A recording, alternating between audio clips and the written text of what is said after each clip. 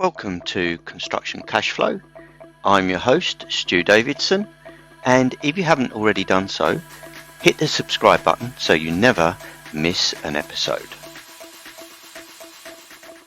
If you deal with people with respect and honesty and clarity, then there's absolutely no reason when you need to stop you from reminding them from time to time what your or their rights and obligations are under that contract.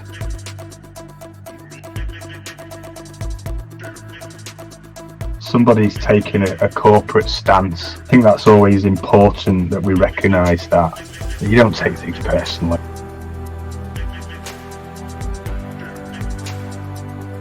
You can argue till you're blue in the face with somebody and that meeting's over and you have the crack in the car park about football or whatever afterwards, and I think that's really important, and that's one of the things I like about the industry, the people. But the whole idea of, we'll leave the contract in the drawer and we'll get it out if we need to. No, it should be on your desk. It should be dirty dog-eared contract that's flicked through every day, because when you pull it out the drawer, it's often too late and you can never go backwards.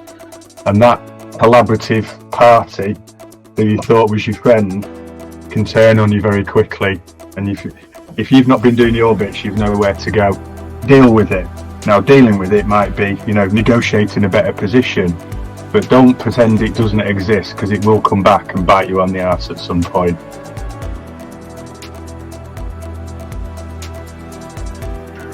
And I think that's one of the key problems in this industry, that people bury their heads in the sand, hope that it'll never happen, whatever it is.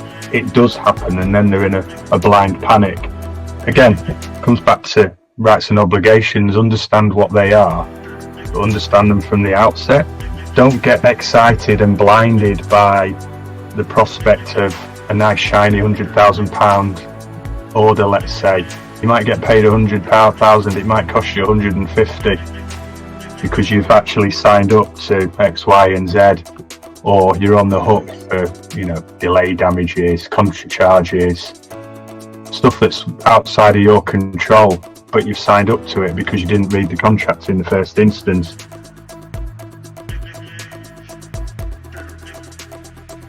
Standard form contracts, and I do a lot of work with NEC, they're drafted the way they're drafted for good reason. They're not intended to be heavily amended, and it just creates chaos.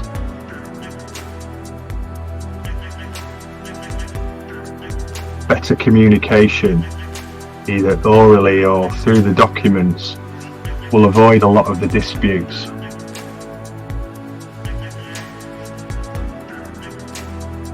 It's not cost plus, it's defined cost plus fee. The cost incurred may be defined cost, but it might be included in the fee, or it might be disallowed cost.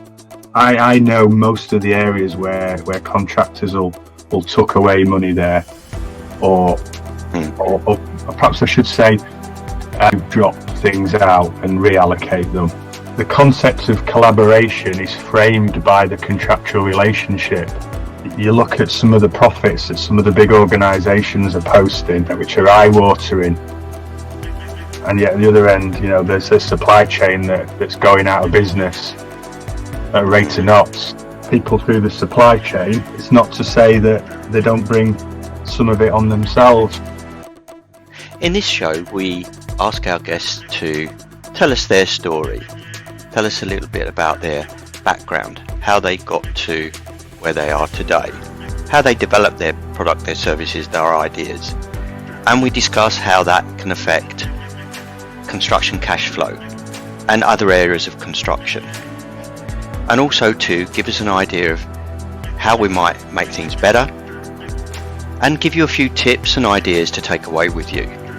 And listen to the end, where you'll find out more about them, more about our guests, about what motivates them, what inspires them, and hopefully that'll inspire you too. And always, don't forget to hit the subscribe button so you don't miss another episode. In this episode, I have the pleasure of introducing you to Rob Hubbard. Rob has over 30 years experience in the industry, specifically in civil engineering and major infrastructure projects. Rob has experience across many forms of contract and many forms of procurement. He has worked on client side, contractors and subcontractors side. He also is an expert on public sector procurement and working with local councils. Rob has a master's degree in construction law and dispute resolution. He's a member of the RICS and a fellow of the Chartered Institution of Civil Engineers and Surveyors. Rob is also a fellow of the Chartered Institute of Arbitrators and a fellow of the Chartered Institution of Highways and Transportation. He's an associate member of the Institute of Civil Engineers. So it's with great pleasure that I introduce you to Rob Hubbard. Hi Rob, welcome to the show. How are you doing today? I'm very well, thanks Stu. Thanks for inviting me on to join you today. You're most welcome. So Rob, tell us your story. Tell us of how you got to where you are today. Sure. Okay, so when I was at school, all I wanted to do was work in a bank. I was obsessed with banking. Went and did my work experience, etc., etc. Went to college and did business studies. Got a job in a bank. Started work with Barclays, where I grew up in Leicester, and absolutely hated it. It bored me silly.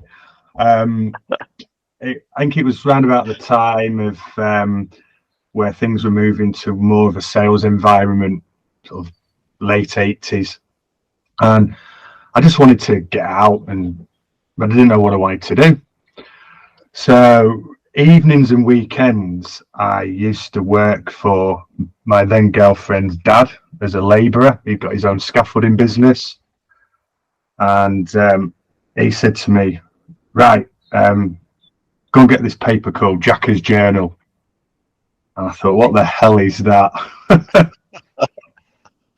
So having asked what the hell it was, I went and got a copy of Construction News, and had a look in the back pages. Thought, well, this will be interesting. Yeah, I quite like construction. I liked being on site. Phoned up my old careers teacher from school, who I'd not spoken to for many years. But cut a long story short, I ended up answering or seeing an advertisement for a contractor for Balfour Beatty Civil Engineering, who just been awarded a contract in Kettering in Northamptonshire. Kettering Southern Bypass, which is now part of the A14. Rocked up to that, and somewhat naively, when the receptionist asked me what I did, I just blindly said, I either want to be a civil engineer or a quantity surveyor. So she said, oh, okay, go and sit over there. So I sat in a chair, and some guy walked over to me and said, right, okay, I understand you're looking for a job. Come on, let's go and have a chat. Took me to this table that had got, a beautiful array of snacks and drinks laid out, and great icebreaker. He said, what do you fancy? I'm having a beer. Do you want one too? So he won me over straight away there, and sat down. A guy called Colin Williams, who was commercial manager at the time. And he said to me, look, he said, you don't want to be an engineer, you want to be a QS like me. And that's where it began. That was in 1990. They offered me a job. I accepted, started my career with Balfour Beatty Civil Engineering. Subsequently ended up working for different parts of Balfour's on two separate occasions later on in my career. But then I spent 27 years working for contractors predominantly, tier ones, tier twos, especially subcontractors, a little bit of freelancing during that time. And then about 5 years ago, I felt like I needed a change, wanted to experience what it was like on the client side. So I secured a position in a private practice, George Corduroy & Co. And I held the position of regional director for the north of England, but managed the offices in Leeds and Manchester. Really enjoyable. But last year sometime, I started feeling that I was a little bit disengaged from the career that I've grown up in and enjoyed and developed, and wanted to get back to the more of the doing, thinking about what I enjoy doing and why I enjoy doing it. So my original intention was to resign my position, take stock, and join another firm that was a bit smaller, that was perhaps a little bit more hands-on opportunity. But very quickly, literally in the space of a few days, decided that probably the best thing to do was to go it alone and build up from the ground upwards on my own. And that's what I did.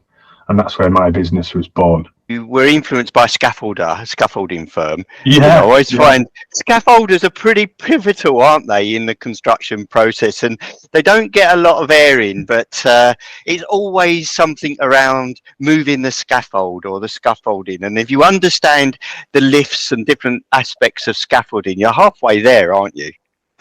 Yeah. I always struggled when you got nice shiny boards, because the new ones were always a lot wetter and therefore heavier. And exactly. And I always got sent into the middle as well. So I was reaching right down and having to pump it all the way up. Yeah, you learn quickly on site, don't you, when you're on the tools? You do. I remember my first day. You mentioning your first day. My first day, it was on when they were constructing the M20, and I got a job as a chain boy, and I was really thrilled. I was 15 or 16, when the guy, I jumped in, a bit like your guy, that, you had all the cakes on the table, and he says, well, I'm going to have a beer, do you want one? And then when I got into they said, we're going to go in the Land Rover out to where you need to run your tape across, and it was tape measures. Run and dodge out the way of the caterpillars coming up and down and the machinery, in them days. And I had to wind the tape in so it didn't get run over quickly. But we went in the Land Rover, and we were going up all these nooks and crannies, and he turned around to me and said, here, do you want to have a drive? And I was thrilled. It was great fun. I was hooked.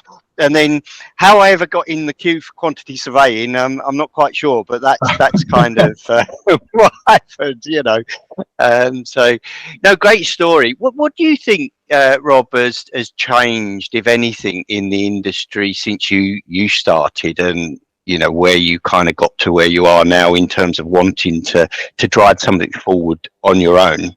Obviously, the big things, the digitization of most processes and practices, and that ongoing drive to digitize things, which is great. I'm a great believer in setting up processes and procedures to streamline what we do. But I think that the detriment of that is a lot of the knowledge seems to be lost or forgotten, and a lot of the role of the quantity surveyor now is very transactional.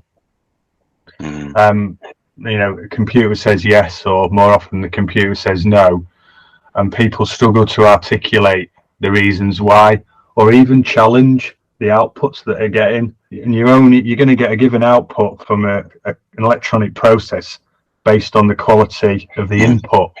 If that doesn't make sense, you're not going to get a lot of sense coming out the other way.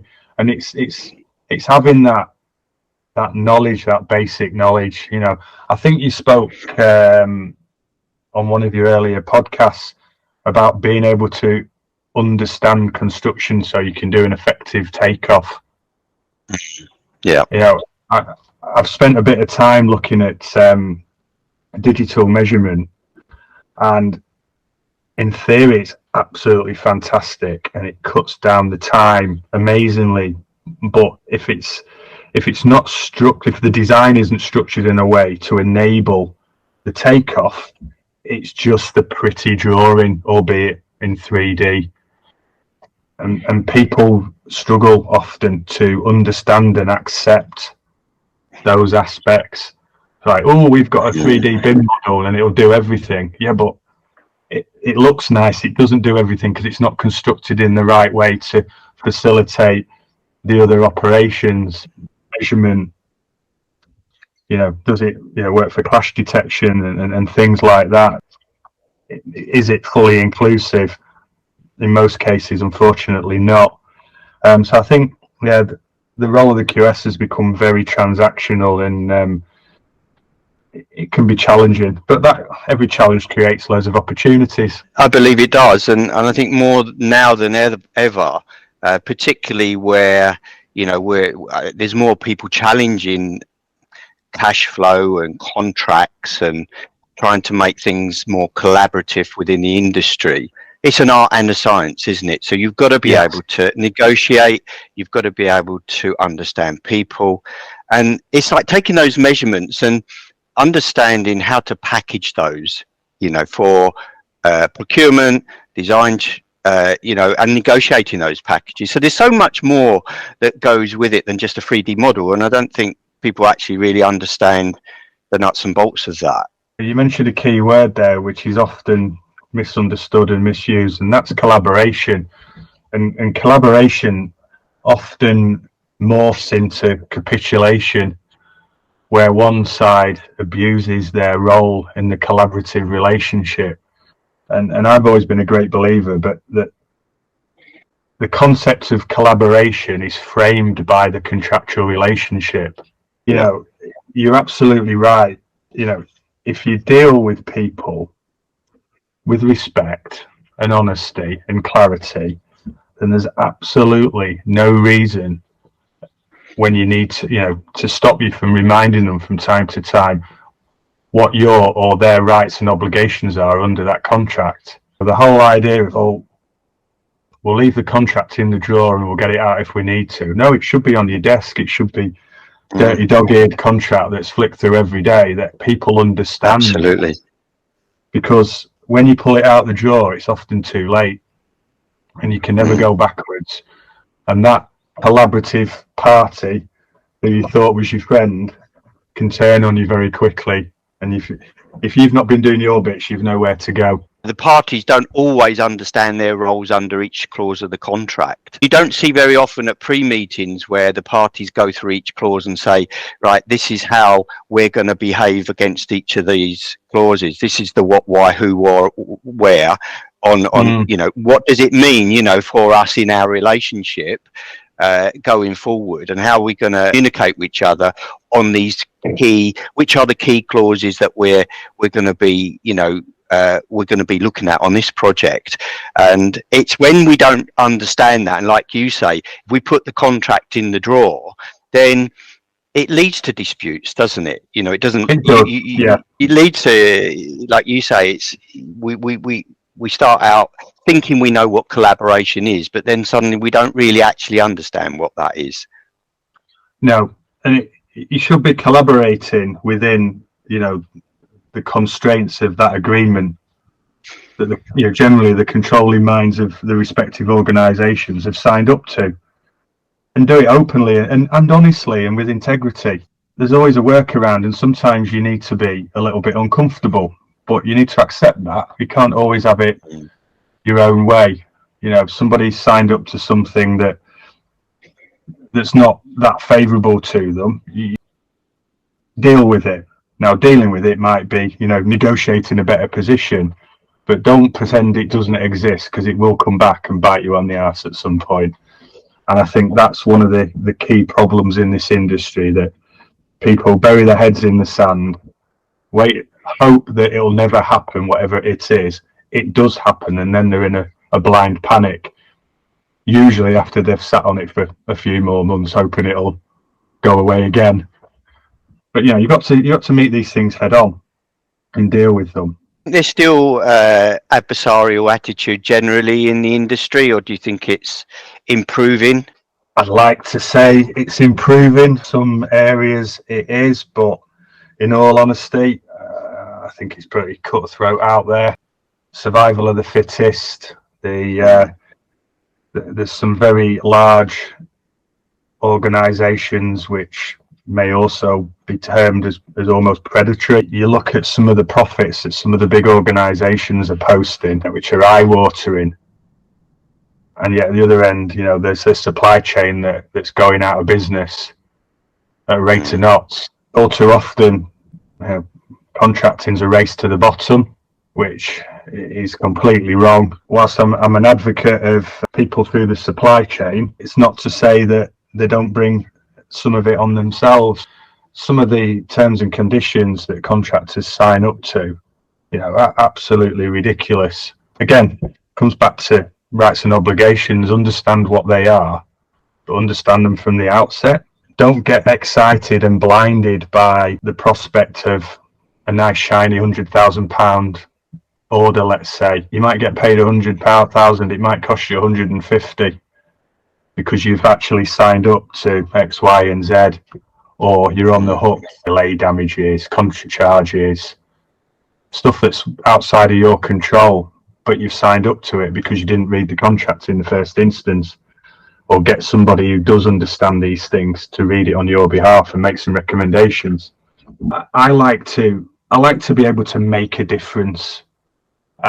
I've always been a great believer that the role of the quantity surveyor is there to add more value than the cost burden that it attracts.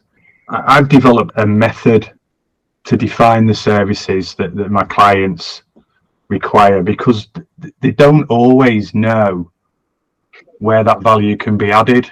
So you need to talk to people. So I call it the Lira method. It's pretty simple, but it seems to work. L's for listening to understand the client's needs, objectives, and outcomes. What do they think the problems are? Where are they getting the pinch points? And then move on to the investigation, reviewing documents, personal interviews, understand how and why situations arise. And then we'll make some recommendations, which generally come out of the findings from the investigation stage, and make sure those recommendations are aligned to the client's objectives and what their needs are, and where they want to take the solution that we may have identified or mitigate. And then we take the action. So once those proposals have been agreed, we'll put them into place and deliver those outcomes. So I think it's listening to clients and getting to know clients. It's surprising how often you get talking to somebody and they think they've got a problem, and that can manifest itself into a whole load of others, or even identify things that they didn't know were an issue. But everything adds benefit and value. I focus clients and do a lot of work for local authorities, highway authorities all over the country, over England and Wales. Public sector is short staffed, generally underfunded, can often be seen as an open door by some of the larger contracting organisations. A lot of the public servants are easy targets for a bit of commercial bullying. The work I do for local authorities is protecting the public purse. It's getting better value for your money, for my money, for everybody's money. We all pay taxes. We all complain about the potholes out there or street lights not working. I try and help them drive value through those highways contracts. And then further down the supply chain, I try and help out smaller contractors who perhaps don't have their own full-time QS, or owner-operators don't really have time or the knowledge to review contracts and subcontracts. How the payment term generally with public sector organisations, they always used to be notoriously long, but do you think they're looking to speed that up at all in the way that they procure work these days? To be honest, Stu, that's another one of the reasons why I like working for local authorities, because they're good payers. I generally get paid well within terms. I don't know many contractors who don't. I suppose it depends on circumstances really, but I do like working in the public sector, and so you know that your money's relatively secure as well. They're not going to go bump overnight, which is always a risk in this industry. Always a risk. Where do you see the biggest risks in the industry at the moment for supply chains? Because there's an awful lot of suppliers, particularly small suppliers, that are going out of business. Where do you see their biggest risk? Is it their side? They're not reading the contract, they're not understanding contracts, or they're not issuing applications on time, or they're not managing their resources? Or is it more the other way? I mean, not so much public sector contracts, unfair contract terms, amended contracts, that kind of thing. I mean, some public sector organisations do amend contract extensively. What are you finding? Are they leaning towards do they have a particular set of amendments that they use? Does it make it fairer, more collaborative, or do you think they do pass risk down the line? To be honest, I find it quite variable. It depends on who's been doing the drafting. Often local authorities will employ a legal firm to draft amendments to their contracts, which usually puts a specific slant on the contracts, and they're very heavily amended, very complicated, often contradictory, because there's no sort of real practical commercial application of those contracts. Then the standard form contracts, and I do a lot of work with NEC, they're drafted the way they're drafted for good reason. They're not intended to be heavily amended, and it just creates chaos. I think that one of the biggest risks of the industry is the skill shortage. I can see some of the effects of that now. People aren't coming into the professions, the disciplines, and learning all of the skills and knowledge. And because there's a shortage all the way through the levels, I think people are getting promoted far too early and holding more senior positions than they've got the experience to match with, often chasing salaries. That will manifest itself in more and more dispute. But yeah, getting young people interested in careers in surveying and engineering. Firms need to get into the junior schools rather than just the high schools and colleges. Make construction exciting. I was absolutely buzzing when I joined the industry. I just thought it was brilliant. And if you can tap into people with something, get them inspired. I'm taking an apprentice on this summer, which I'm quite excited about. Scary, but it's something I want to do. That guy took me under his wing and gave me a chance and inspired me, and I've been doing it for 30 years since. And I would like to be able to inspire other people in the same way. Through your experience and what you've done and the stories that you could tell a youngster coming into the industry, I'm sure you'll make it. The apprentice will have a great time, particularly the work that you're working on. You know, public sector work can be so varied, can't it? Yeah, so much fun to get involved in. We do. We have a good mixed bag of work, and it is really interesting. And I do like the fact that no 2 days are the same. And, it's evolving and changing all of the time. Coming back to what you were saying about amended contracts, and I know that some councils, they'll go to a legal firm to amend a contract. Sometimes I wish they'd come to a QS first, because they add, like you mentioned, we could add a practical side of how you amend a contract if you need to amend a contract. And sometimes I think when the lawyers do it, it's a bit of a sledgehammer to crack a nut.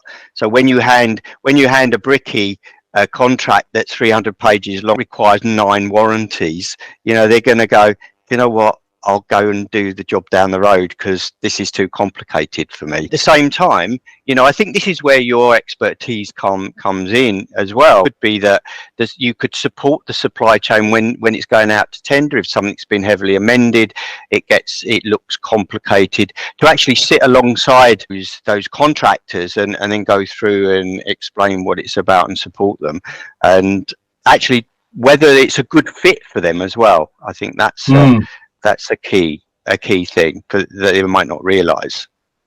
That's it, and sometimes the right thing to do is to walk away. Sort of first point, it's back to that whole concept of it being transactional. Somebody somewhere has said this is our standard form of subcontract, and that will get sent out as an inquiry.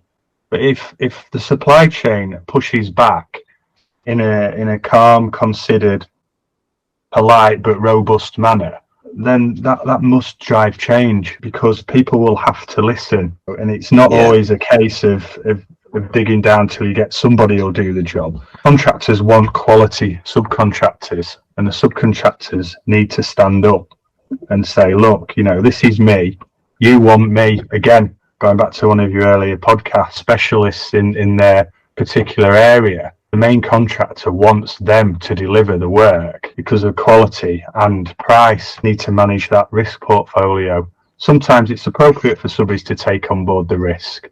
A lot of the time it isn't. But the payment terms don't necessarily have to be favourable to the subcontractor. They always need to be fair. How the hell can you expect a subcontractor to take risks for something that they've got absolutely no control over, or even a chance of reason before seeing, like the performance of others on a project right through to its completion, which might be 12 months down the line, when they're just dropping in to do a week's work? It's absolutely ridiculous. But it comes back to transactional way of doing business, where people aren't sitting down and thinking, right, okay, we need this bricklayer. He's going to do this piece of work. What's the best way of getting into a relationship with him? It needs to be fit for purpose. One size fits all doesn't really work in contracting. And I've always found it's to bring the trades or contractors in as early as possible to talk to them about the project, in advance, to see what their appetite is for it, and sometimes iron out any interface design issues. And so they and also it gives them the opportunity to gear up their resources. They know they've got a possible project coming up. Maybe there's some quite complex brickwork involved. Then the brickwork firm knows that he's got to see if his best bricklayers are available at that particular time, so that they can produce the quality, so they've got the right amount of skills to match. But quite often we'll go out to tender to the subcontractor, could be years after the design's done and everybody else has been on site, we've done the foundations, and he gets 2 weeks to put his tender together. Then he's expected to resource it, and then it's like, oh, I don't really fancy that detail there, we never done one like that before. And then all of a sudden you're in a delay. You're back and forward with the design team, aren't you? Pipeline visibility and early involvement can never be underestimated, in my opinion. Again, it's back to effective communication, isn't it? Talk to people. It's a good point you raise it. Find out what the appetite of the market is, because people like to see a pipeline. If they think the opportunities are out there, they're the best jobs that'll get priced, aren't they? And there should be more than enough to go around. And if people understand jobs, they understand the scope, they understand the requirements, the quality, etc., and they can plan, then we'll start to cut out some of these knock-on effects, some of these delays, which often then spiral out of control. Better communication, either orally or through the documents, will avoid a lot of the disputes. Anyone listening from the local authority perspective to the podcast, when would be the best time for a local authority to contact you? And what are the key things problems that you can solve, or that you've seen you've been solving for a local authority? Ideally, like most things, before you get into contract with an entity, but unfortunately that opportunity is rarely available, so there's no ideal time really. So the glib answer would be before it's too late, and often people don't realise when something's on the horizon until it hits them. So what often works well for people is to come in and do a bit of a health check, get invited in by a local authority, generally sort of head of service, head of highways, someone like that. And they'll say, right, okay, we've got this framework contract, or we've got this, specific project contract, and can you just do us a bit of a health check on the behaviours of the parties? And that's irrelevant really whether or not the project management role is being undertaken in-house or it's through an external consultant. And just look at, compliance with the contract's obligations, look at how the payment process is working out, how the change control process is working out, what the sort of the tone of the correspondence is and the behaviours. Defined cost Audits is always a good one on NEC. I've not failed to save money on one of those. Yeah, often misunderstood and mismanaged by both sides, which generally results in the employer paying more than they should do. And the earlier the better for those. Specifically, and narrow it down a little bit, but specifically talking about an NEC option C target cost contract. There's a common misconception that it's cost plus. Contractors will exploit that. They'll fire all of their costs into it, and on the basis, and the justification is generally, well, we've incurred the costs of our supply chain, therefore it's a cost, therefore you're paying, and plus our fee. Whereas the reality of it is it's not cost plus, it's defined cost plus fee. And, depending on how the contract's structured, whether it's amended or not, the cost incurred may be defined cost, but it might be included in the fee, or it might be disallowed cost. I know most of the areas where contractors will tuck away money there, or perhaps I should say forget to drop things out and reallocate them. I don't want to be accused of picking on contractors. Yeah, and again, it's about doing things the right way and increasing value for those local authority clients, which then releases that money to be spent doing more work, which betters everybody in the community. The schedule of cost components is also one that I think is misunderstood a lot. People tend to revert back to a traditional pro rata prelims instead of going with a schedule of cost components, which is misunderstood. So if anyone listening want to understand what they're signing up for an NEC contract, then I think it'd be good if they spoke to someone like yourself, because it can be very costly if you get it wrong, can't it? Particularly on the NEC. It can, and just picking up on that, in a point we talked about earlier about lawyers drafting contracts, it's not uncommon for lawyers not to understand the mechanics of NEC contracts either, to the point where I've recently been, I've undertaken a couple of presentations to legal firms explaining to their lawyers how it works in reality and what the practical applications are. Please get in touch and let's have a chat. How could anyone listening, what's the best way for them to get in touch with you, Rob? The best way is either to send me an email, which is enquiries@cantidad.co.uk, or to fill in the contact form on our website, which is www.cantidad.co.uk. So I always put a link from the podcast into the Construction Cashflow website. So what I'll do is I'll put the link to where they can contact you, so they can listen to the podcast retrospectively. They can come back to the podcast to contact you direct. Rob, are you ready for a quick fire round? Yeah, go for it. Motivation and inspiration. Okay, so let's go. First question then, Rob. How do you start your day? So I start my day. I'm just coming out of hibernation to a certain extent, but we'll stick with the winter, Rob. I get up, I make myself and my wife a cup of coffee, drink that, and then I take the dog out for a walk for half an hour, have a bit of quiet contemplation, listen to the radio, talk to the dog, sometimes listen to your podcasts, and think about the day ahead. And then I'll come back and have half an hour breakfast with the family before I start work. I generally start work about 8 o'clock most days. When are you most productive? Definitely in the mornings. Yeah, I'm more of a morning person than a late night person. What's something new happening in your life right now? Work-wise, I'm partway through my training to become a registered mediator. Mediation is getting quite close to becoming a mandated form of ADR, and I'm quite interested and excited about the mediation scene. Personally, I'm a frustrated student of the Spanish language. Try and do a little bit every day. But it's hard work. I take my hat off to anybody who can speak more than one language, especially non-English speakers who can speak English as well as they can.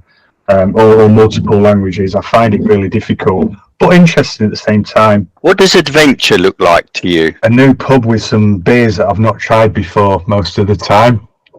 I'm a bit of a real ale freak, and I like drinking different beers. But it's funny, actually. My wife and I have started planning world-around cruise. We're looking at sort of doing one of these 100-day cruises. So I would definitely classify that as an adventure. What thing would you love to do that might surprise your friends and family? That's an interesting one. It might not come as a great surprise, actually, but it links back to one of the things I'm learning. I'd like to go and live in Spain for a while, specifically Mallorca. Fell in love with the island many years ago, and I absolutely love it. All aspects of it, not just the beach resorts.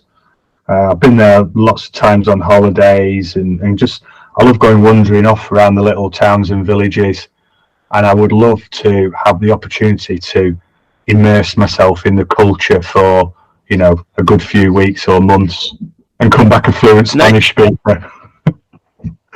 Yeah, that's the best way to learn a language, isn't it? Is to actually live in the country, so they say, and listen to music, apparently. Yes. In that language. Name a challenge you overcame that changed your life. I've had some real good highs and some pretty low lows as well, professionally. But I think the most recent one was back in August, September, when I resigned my position from the firm I was at, which was a very secure position, but I didn't feel I was happy, and I didn't really know what I wanted to do, and I needed to pull up my big boy pants and back myself, and I did, and it's been very successful. I've got a lot of secured work booked in right up until the end of my financial year, which is this September 23, and the prospects going forward are very, very good. I didn't anticipate it picking up as much as it did, but like I say, I backed myself and went for it. What inspires you and motivates you? People who deliver what they say they're going to deliver. I like people who grab hold of something and go for it. Not necessarily in a gung ho way, but they spot the vision and they work at it. But maintain the personality. They're good people, but they're focused, organised. There's a guy that I think of in particular who started off buying cheap houses, and he then set up an estate agent, and then he started buying more estate agents, and now he helps other people systemize their businesses, because that's how he's built up his own success, by having systems and processes in place.